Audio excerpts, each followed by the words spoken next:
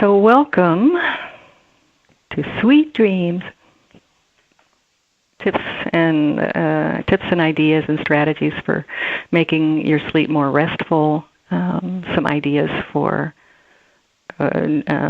managing different types of problems that people sometimes have with sleep or with feeling rested.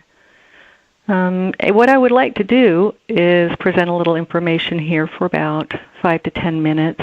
I'm going to periodically unmute everybody, so if you have questions about sleep or dealing with sleep-related matters, feel free. At those points, I'll invite questions, and if you have them, please share them, because if you have a question, chances are someone else does too. And to begin with, as always, since you've made it here and your intention is to take care of yourself and to do things that are in your own best interest, take a moment to adjust yourself, make sure that you're comfortable where you're sitting. If you have things that are distracting in your visual field, see if you can clear the space a bit so that you can get a sense of shifting gears right now from the activity of the morning and from the preparation your mind might be doing for what comes after this. And for right now, let yourself slow down and come into a softer, more simple way of just being in the moment here.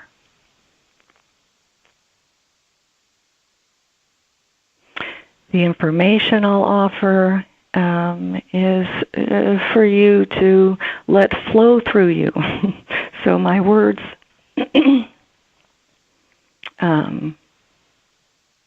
they're important to the extent that you find them useful. Don't try to hang on to all of this. You will hear and you'll take in the part that is yours to hear and take in, and some of it may just come and go from your consciousness, and that's fine. I think if you are here in part, it's because you have either questions for your own or for a loved one's sleep-related concerns. And so have those thoughts in mind, those questions in mind. And then if I don't offer information that's useful to them, please do feel free to share your questions. About 10-15 minutes. So I could go through all of the things that happen when we don't get enough sleep, but I think probably a better use of our time, since most of us know these things, how it affects, of course, concentration, it affects memory, it affects ability to learn new information efficiently, our patience level. It, over time, it can affect our immune system, can definitely contribute or be a part of anxiety and depression. So all of those things are consequences of the sleep pattern getting disturbed. Any of us can, and all of us will have nights here and there where we're not getting the kind of sleep we want or need. And so I do have some suggestions for things that make those nights less likely to happen and make them less disturbing and distressing when they do. And then there is another level of sleep disturbance that is actually, heading more toward disordered sleeping, so insomnia and different kinds of sleep-related, more chronic patterns of disruption. So I'd like to distinguish between these two different kinds of sleep concerns, just the normal, everyday, common sleep concerns that happen under stress or busyness or just with normal life. And then sleep disorders and things that you might think of doing or trying if you've been struggling with that issue in your life. So across the spectrum right now, I have to say, sleep concerns are one of the most common things people are talking with me about these days. As a therapist, it's just part and parcel with trying to deal with our stress levels and all of this unusual kind of circumstances we find ourselves in, disruptions in our exercise programs that help many people sleep, concerns about the future, things that might make the mind more than its usual busy at the end of the day. So a lot of the general tips for improving sleep really have to do with giving yourself more than the usual amount of time and more than the usual amount of support for shifting gears at the end of the day, because we are getting more than the usual amount of stimulation and stress and frustration. So in general, protecting that time before sleep, I think most of us know that's what we should do. I think most of us have varying degrees of trouble committing to actually doing that. It is probably the most important thing you can do to improve the quality and the reliability of your sleep. So protecting the time ahead of bedtime, I suggest now to think about starting 2 hours before you'd like to be sleeping. Yes, I meant 2 hours. Really? I just get home from work 4 hours before I go to bed. I know, but set a timer. Try it out for a week. Set a timer for 2 hours before you'd like to be in bed. At that point, you'll start doing a few things differently than you've been doing through the evening up to that point. At that point, the shift is to a routine or a series of activities that are designed to simplify and soften and slow down the amount and type of stimulation that you're getting. So it takes about an hour to get through the activities that help one come back into the body and come back into the moment and allow the mind and the nervous system some time to gradually let go of the various issues that the mind might be chewing on. So I understand that many people look to distraction of one sort or another to try to do that, to try to shift from the day activity into the evening and get ready for bed. And I say nothing wrong with that, but aim for your main distraction, if that's TV or shows or whatever else you do to wind down in the evening. Aim to have that largely done, if it involves a device especially, by that 2 hour before bedtime. If you're shooting for 10 p.m. or 11 p.m., around 9 p.m., unhook from your device. A full 2 hours. What are you going to do? Well, I've got some suggestions. When you break this down into ways of taking care of yourself through that final 2 hours of the day, I want to suggest thinking of it in these very large terms of taking care of the heart, the mind, and the body. And taking care of the heart, by that I mean your interactions with the other beings that you live with, or if you live alone, taking a look at how you are feeling connected to the people who you aren't living with, but a sense of putting more energy and attention onto how you feel in your interactions with the people who you're closest to. It turns out that way in which we interact with others and generating loving feelings and warm feelings is a part of what happens when our nervous system shifts into a relaxation mode, that these things go together. Part of what makes a romantic evening romantic, what makes our hearts open and interested in one another, are the same things that help our nervous system relax and get ready for sleep. So dimming lights lighten the conversation. Lighten the conversation dim the lights. Literally in your environment, start going around and softening the lighting, lowering the volume of things in the environment, and turning your conversations with those that you're with to lighter or more immediate present moment topics. Taking care of the mind means reducing and simplifying mental and emotional challenges. So taking care of the heart, mind, means simplifying what you are trying to process during this time. So things that are happening in present time, things that are present-focused observations, like can you hear the frogs through the window in the nighttime? Can you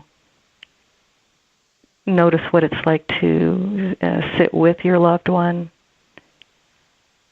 as the lights are more dim and the sound is more quiet? You may notice that there's a different quality of interaction that you can have in this evening time.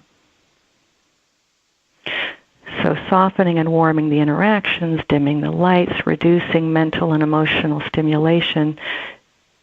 What goes right along with that, whether you choose to turn your devices off or not, I at least hope that you will turn the screens down. That device light, most of us know now, and there really is a lot of research to support the type of light that our devices are putting off really does seem to interfere with our brain's ability to produce melatonin and other kinds of eye strain and things. So even with the blue light filters now that people are getting for their devices, the fact is that kind of stimulation still seems to make it very hard for our minds and our bodies to start shifting into relaxation mode. So turn your screens down or off.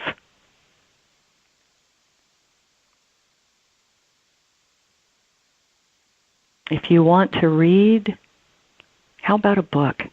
The good old paper kind. If you want to listen to music, how about instrumental music instead of music with words? As it is easier for our minds to relax when it's not tracking a lot of language. In addition to dimming lights and softening in lights, look for ways of making the light that you are using in the evening indirect light.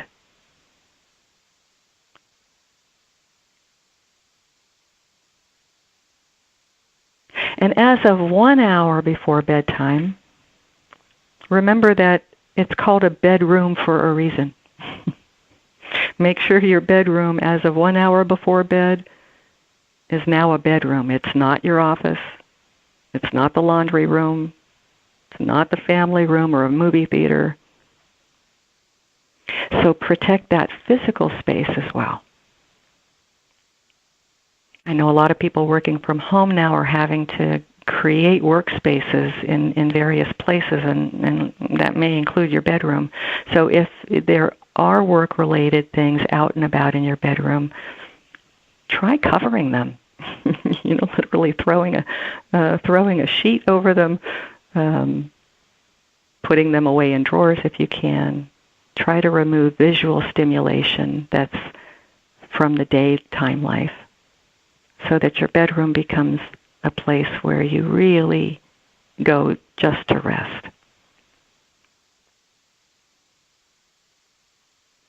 You can also start paying attention during these hour or 2 hours before bed to things that please your senses in other ways. So that's what soft fabric, if you like soft fabric, modifying the temperature in your home, making sure you're warm enough or cool enough. Pay attention to what your body is needing. Adjusting the environment is a lot of what you can be doing in that period before bed, but also notice that as you're moving through your home, how you move your body is also part of what signals to your nervous system that it's time to start quieting down.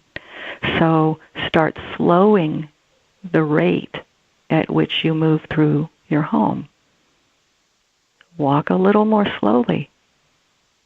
Be mindful of movement.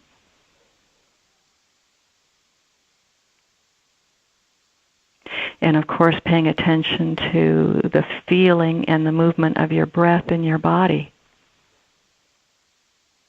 And all of this, right, all of these changes and starting to slow and simplify, these are all before you even get into bed. These are as you're going through your routine for whether you shower at night and you're brushing your teeth and feeding the cat and the things that you choose to do in those last 1 to 2 hours. All of these other environmental changes, this is the environment that you're doing these final activities in.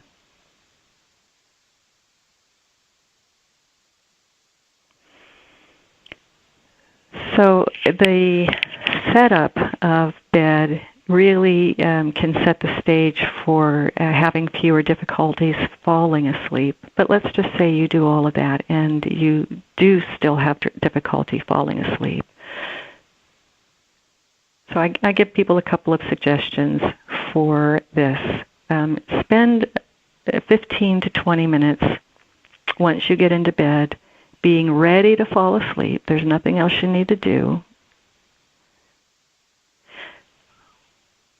Focusing on breathing exercises and relaxation exercises is something that many people do. You may guide yourself through some slow, deep breathing, counting in to 4 on the in-breath, holding for a few moments at the top of the breath, and breathing out to a count of 4 or 6. So breathing exercises where you can do a little counting can help your mind shift gears from thought to some other activity. We give it a little job to do. We give the mind this job of counting the breath for us. Keep it occupied. So you can count breath. You can also use an earbud to listen to a guided relaxation or meditation. Yes, those will probably be on your phone. If you're going to listen on your phone, make sure that you at least have the screen turned down or your phone turned over. But using guided meditations and guided relaxations is one way to be able to not only get to sleep, but if you wake up in the night, it's also often a helpful way to be able to get back to sleep more quickly if you're having trouble. So you try for 15 to 20 minutes to let yourself relax into sleep, to prepare your mind and expect to fall asleep. If you've not fallen asleep in 15 to 20 minutes, then get up. Don't stay in bed, not sleeping, but go to somewhere else. It could be another seat in your bedroom, or it could be another seat in your home, where you can be very comfortable, where there's a blanket already there for you, where there's some very dim light or a candle that you can light, where you can go sit somewhere else and practice the same thing, breathing, some guided relaxation, in dim, soft light, somewhere that's not your bed. And then as soon as you start to feel sleepy again, head on back to bed. So that even if you are in and out of bed throughout the night on a particularly rough night, you're never spending more than 15 or 20 minutes in bed trying to sleep. So you in bed, relaxing for 15 to 20. If you're not sleeping, you get up, you go sit in your comfy spot somewhere in the home. When you start to feel sleepy, you head on back to bed. If you're not sleeping in 15 or 20 minutes, you head back on out to your comfy chair. And while that sounds exhausting, it's actually a better way of getting some rest on a night that you can't sleep. For most of us, on most occasions, we won't have to do that more than once a night on a rough night. for those people who really struggle consistently or chronically for a long period of time, I do want to say, talk to your doctor if you haven't already. For chronic sleep problems, we always want to rule out any, potential physical reasons for that, whether that might be medication related or other kinds of things that your physician might be able to look into with you. So rather than just suffer on your own for years with sleep issues, do talk to your doctor about it.